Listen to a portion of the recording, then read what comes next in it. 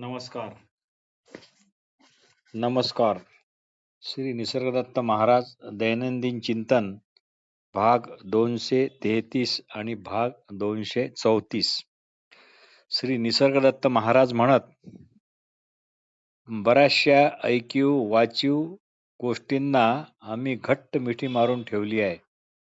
बऱ्याचशा ऐकीव वाचीव सांगीव गोष्टींना आम्ही घट्ट मिठी मारून ठेवली आहे.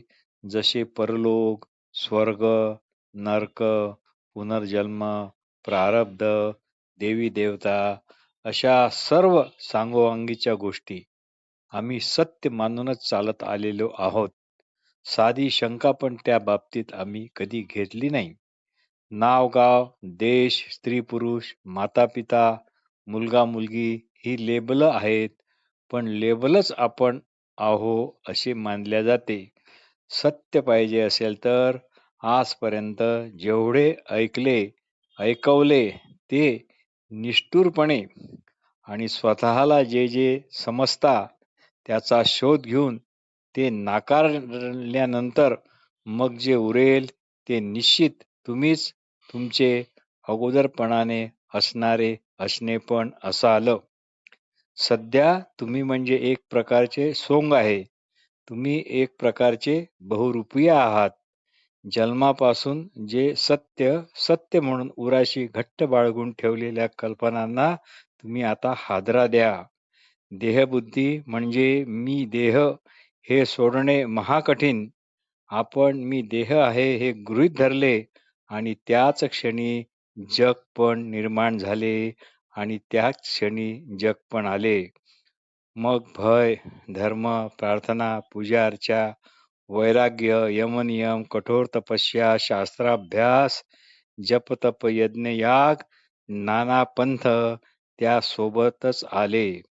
म्हणजे स्वतःच निर्माण केलेल्या ब्रह्मराक्षापासून घाबरलेल्या म्हणजे स्वतःच निर्माण केलेल्या ब्रह्मराक्षसापासून घाबरलेल्या आणि बावचळलेल्या निब्बर जरठ अज्ञानी बालकासारखी त्याच्या रक्षणाकरता हा सारा खटाटोप करण्यात आलेला आहे. ज्याची निर्मिती मनाने केली त्याचा नाश ही मनच करणार, पण ज्याची निर्मितीच झाली नाही त्याचा नाश कसा काय होणार आणि कसा काय करणार? याकरता आवश्यक आहे आपण आहोत तरी कसे याची ओळख करून घेण्याची. जे जे कळले जाणारे आहे त्याला आत्मज्ञान कसे म्हणता येईल?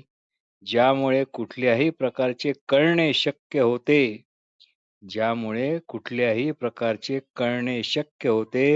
ते निश्चित कळले जाणारे जे आहे त्यापेक्षा वेगळे असते. प्रकाशित होणारे प्रकाशत्वापासून निश्चित भिन्न आहे. म्हणून जे जे कळते ते आत्मज्ञान नाही. तुम्हाला जर अगोदरपणाने असणाऱ्या असणेपणातच राहता आलं की जो असणेपणा हा सर्वच पृथ्वीवरील प्राणीमात्रांच्या ठिकाणी त्यांच्या जाग्रत, स्वप्न आणि सुषुप्ती अशा तिन्ही अवस्थांमध्ये म्हणजेच समष्टी असणेपणा म्हणून तुमच्या असण्याप्रमाणेच तिथे पण कायमचा हजरच आहे. तर मग देह मन अशा मर्यादितपणे असणाऱ्या अज्ञानी माणसाला फक्त देहाने मनाने आपण नसू याचीच भीती वाटते, पण असणेपणा म्हणून तो सर्वत्र कायमचा हजरच आहे हे त्याला समजत नाही. म्हणून श्री निसर्गदत्त महाराज म्हणतात, देह मनाची संगत सोडा. देहमन असे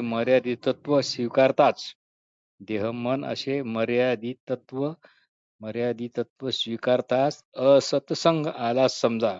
साधूचे असणे म्हणजेच त्याला त्याच्या निख्खळ स्वरूपातच असणे होय. साधूचे असणे म्हणजे त्याच्या निख्खळ आत्मस्वरूपातच असणे होय. साधू आणि त्याचे निख्खळ आत्मस्वरूप ह्या दोन भिन्न गोष्टी नाहीत. साधूला व्यक्तिमत्व नाही, ते कुणा अमुक अशा व्यक्तीचे रूप नाही, ते असंग आहे. म्हणूनच श्री निसर्गदत्त महाराज म्हणतात, आतापर्यंत तुम्ही पुष्कळ वाचले, पुष्कळ ऐकले, खूप डोकेफोड केली, खूप डोळेफोड केली. आता वेळ झाली आहे की वाचणाऱ्याची आणि ऐकणाऱ्याची खरी ओळख काय आहे हे जाणून घ्यायची.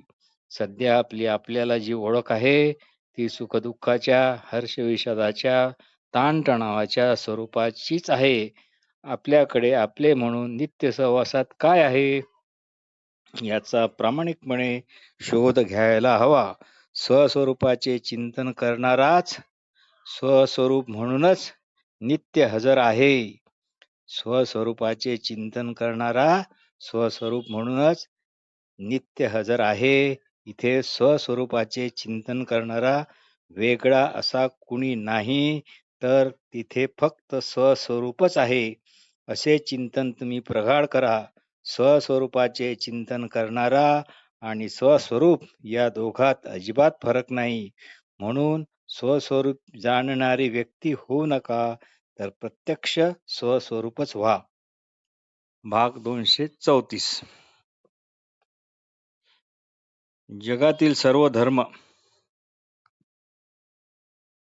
जगातील सर्व धर्म म्हणजे केवळ भावना आहेत.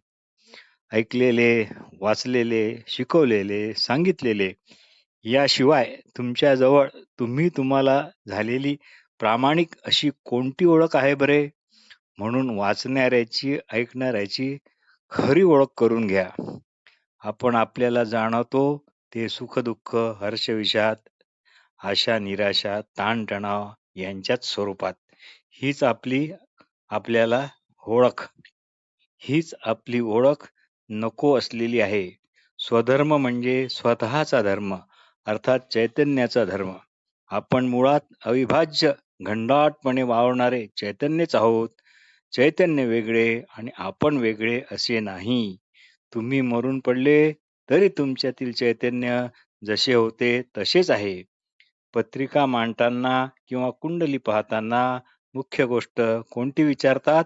वेळ आणि स्थळ. स्थळावरून अक्षांश रेखांश याचा हिशोब मांडला जातो. इथे बाळाचा जन्म झाला की काळाचा जन्म झाला हा विचार करणे जरुरी आहे. जो अजन्म आहे तो जन्माला आलेलाच नाही, पण सद्गुरु वचनाची कृपा झाली की आपण या पूर्वीपासूनच असलेल्या जगात जन्म घेतला हा आपला गैरसमज दूर होईल. या अशा अनुभवाला स्वतःचे स्वरूप नाही. म्हणून जन्म काळाचा झाला, बाळाचा झाला नाही, पण बाळाचा जन्म झाला हे आपण चुकीने गृहीत धरले आहे. पण आता विवेकशक्तीचा वापर करून हा गैरसमज काढून टाकणे अत्यंत गरजेचे आहे. म्हणजे आपली ओळख किंवा आपले निजवृत्त आपल्याला कळेल. ईश्वराचा अनुभव फक्त या आयुष्यापुरताच आहे. पण श्री निसर्गदत्त महाराज म्हणतात, आपण अगोदरपणाने असणे पण असल्यामुळे साहजिकच आपण कालातीत आहोत. मग ईश्वराचा अनुभव असो किंवा नसो काहीच उपयोग नाही. असला तर असो, नसला तर अजूनच फारच चांगले. आपल्याला आपण एकाएकी एखाद्या अपघाताप्रमाणे अवांछितरित्या आपल्याला आपले असणेपण म्हणजे जाणतेपण हे आपल्याला मिळाले आहे, असे श्री निसर्गदत्त महाराज म्हणत. पण ही जी महालबाडी म्हणजे जी महामाया आहे ती मी आहे असे अमुक तमुक म्हणायला आणि स्त्री पुरुष म्हणायला आपल्याला भाग पाडते. अकळपणे कळलेले कळतेपण नात्यांनी आपणच असल्याची शुद्ध जाणीव पण आहे. अकळपणे कळलेले कळतेपण नात्याने आपणच असल्याची शुद्ध जाणीव पण आहे. ही जाणीव आपण अमुक तमुक अशी नेहमीची जाणीव नाही. आपणच आहो, आपण अमुक तमुक असे नाही. ही ज्ञानदृष्टी, हे आहे आत्मभान, हे आहे आत्मप्रकाश. हा सर्वांच्या अगोदरचाच आहे. तुम्हाला सर्वात प्रथम बिना प्रयत्नाने काय कळते? ज्याला कुणी सांगण्याची गरज नाही असे काय आहे? ते आहे आपल्याला कळणे. प्रथम आपल्याला कळणे येते आणि मग त्याच्या प्रकाशात जग प्रकाशित होते. आधी आपण आणि नंतर मग जग. स्वरूपाचा निश्चय हे कधीही न ढळणारे मुख्य आसन आहे. स्वरूपाचा निश्चय हे कधीही न ढळणारे मुख्य आसन आहे. मुक्ताचे आसन हे कधीच ढळत नाही. देहधर्माचे भरण-पोषण उत्तम प्रकारे करा, पण आसनाकडेही लक्ष ठेवा, की ते कसे भक्कम होईल. भक्ती, आठव, प्रेम, आवड ही सर्व नावे आपण असल्याच्या ज्ञानाचीच आहेत. थोडक्यात आपल्याला आपलीच ओळख म्हणजे आत्मभान, ते आपल्याच अगोदरपणाने असणाऱ्या असणेपणाच्या रूपाने आपणच आहोत. ते आपण मागितलेले नाही किंवा ते कुणी आपल्याला बक्षीस म्हणून दिलेले नाही. ते आहे अवांछितरित्या मिळालेले. म्हणूनच कदाचित आपल्याला त्याचे मूल्य अजिबात नाही.